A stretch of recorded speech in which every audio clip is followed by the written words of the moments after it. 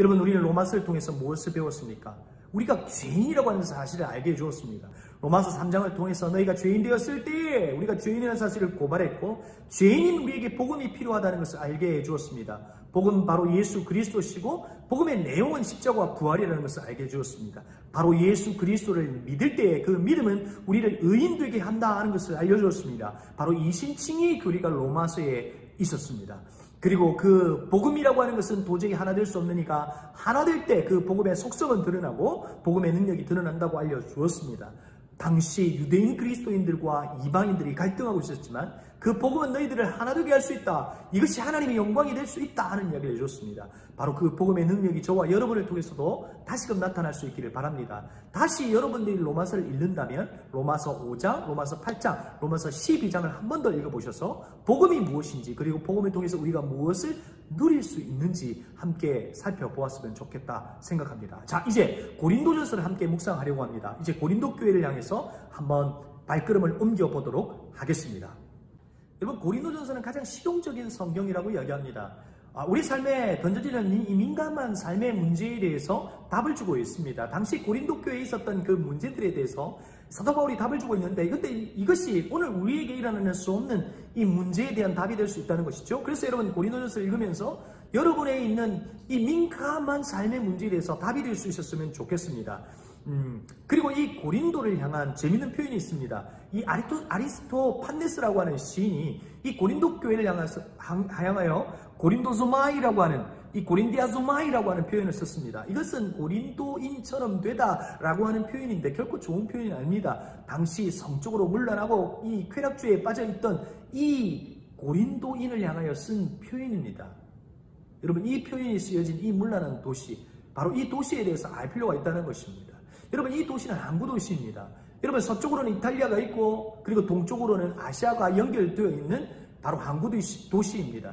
동서를 연결할 수 있는 아주 중요한 도시이기도 합니다. 이곳에서는 물질이 몰려 있었고, 그리고 사람들이 몰려들기 시작했습니다. 사람들이 몰려올 때 어떤 것들을 가지고 옵니까? 바로 종교를 가지고 오는 겁니다. 이방의 신들이 있었던 곳입니다. 여러분, 이곳에서는 2만 명이 모일 수 있는 야외 극장이 있었습니다. 그리고 수많은 신전들이 있는 곳이 바로 이 고린도였습니다. 물질이 있으니, 이 신전을 지을 수 있는 물질적인 풍조가 있으니 여러분, 이곳에서는 바로 이런 것들이 있었다는 겁니다. 그리고 당시 도시 문명이 발달해 있었습니다. 도시가 가지고 있는, 인구가 밀집해 있는 이곳에 일어나는 도시 문명이 가지고 있는 모든 문제를 가지고 있는 것이 바로 고린도 교회였습니다. 고린도였다는 겁니다. 바로 이곳에서 사도 바울이 보고 듣고 느낀 것을 이 고린도 교회를 향하여 편지를 쓰고 있다는 겁니다. 여러분, 고린도라고 하는 이 이름의 뜻은 뿔이라고 하는 이름을 가지고 있습니다. 여러분, 이곳은 항구도시라고 했습니다. 여러분, 항구도시가 가지고 있는 특성이 무엇입니까? 사람이 몰려들고 물질이 모여듭니다. 여러분, 꽤나 이 도시 문명이 발달한 곳이라고 그랬습니다. 여러분, 이곳에서 어떤 일이 벌어졌습니까? 자신의 종교를 팽창하기 시작했습니다. 많은 신전이 지어졌습니다. 아폴로 신전도 이 고린도 지역에 있는 겁니다. 그런데 여러분, 이 고린도가 왜 음란하게 되었을까? 이것은 종교와도 연결되어 있습니다. 당시 가지고 있는 아프로디테라고 하는 신전이 있습니다. 이곳에서는 1000여 명이 되는 여사제가 있었습니다.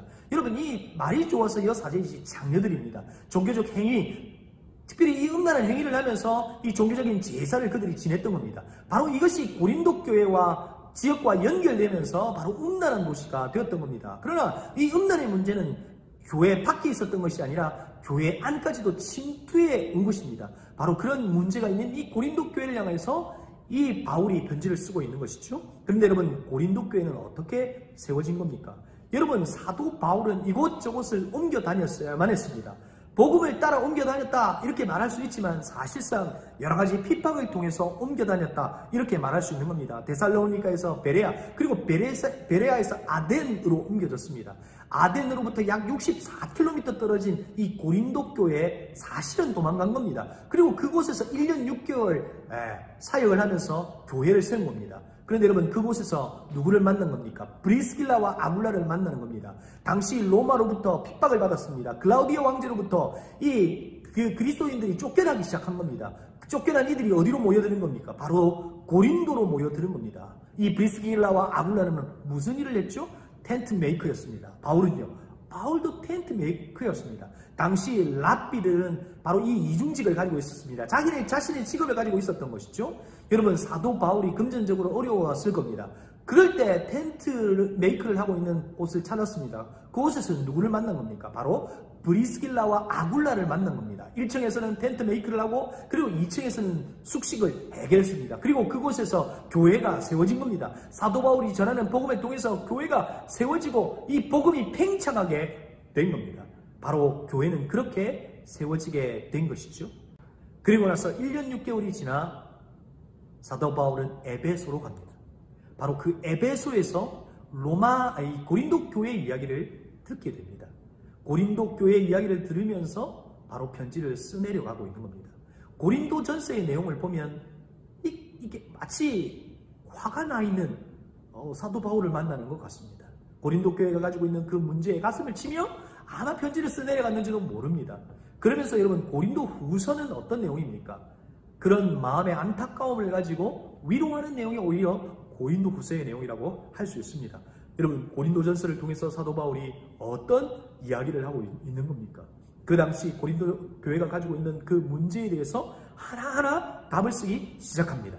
이 고린도전서 1장부터 시작해서 6장까지의 내용을 이야기합니다. 교회 안에 이 형성된 분쟁, 그리고 교회 안에 발달된 교인들 간의 세상 법정과의 문제, 갈등, 이런 부분들에 대해서 이야기를 해주고 있습니다. 여러분 사도 바울이 고린도 교회를 떠난 이후에 이 아볼로가 중심이 되어서 이 고린도 교회를 이어갔습니다. 이 고린도에 있는 이 아볼로이는 아주 언변이 뛰어나고 철학적 지식도 많은 이어였습니다. 그를 따르는 이들이 있었습니다. 바로 아볼로파가 있었고 또 그에 반하는 이 바울파도 있었습니다. 그리고 게바파라고 하는 이 베드로를 따르는 그 파도 있었고요.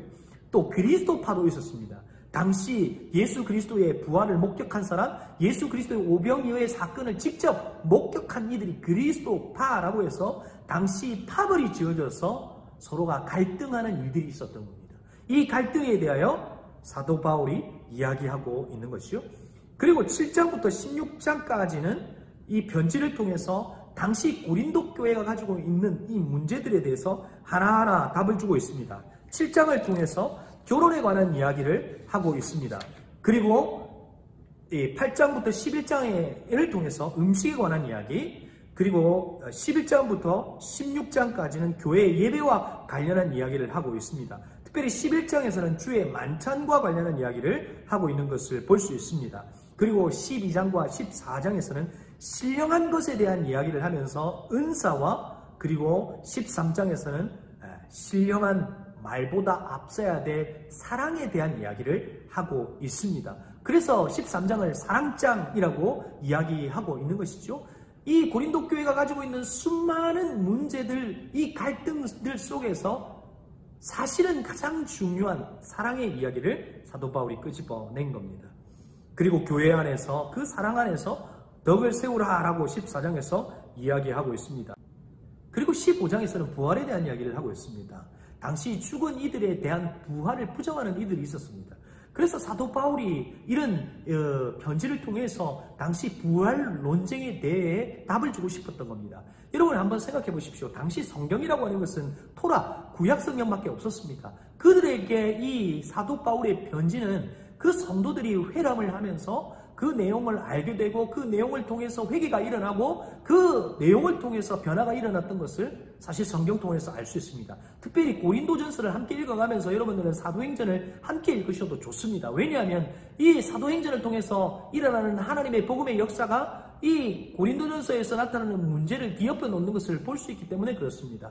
여러분 이 고린도전서는 우리에게 많은 답을 줍니다. 이 고린도전서를 함께 읽어가면서 우리에게 던져진 정말 민감한 이 문제에 대한 답을 찾을 수 있는 시간이 되었으면 좋겠습니다. 성경은 생명이 있습니다. 생명의 말씀을 통해서 혼돈이 질서로 바뀌고 그 말씀이 우리에게 능력이 되는 것을 경험할 수 있기를 바랍니다. 우리가 이 코로나19로 어려운 시간을 보낼 수 있습니다. 대단한 것을 할 수 있는 시간이 아니라는 겁니다. 그럴 때 우리는 본질로 돌아가야 됩니다. 주님의 말씀으로 돌아가 우리의 태생이 말씀이기에 말씀 속에서 우리를 새롭게 하시고 우리에게 능력이 되시고 답이 되신 주님을 말씀을 통해서 계속 만나실 수 있기를 바랍니다.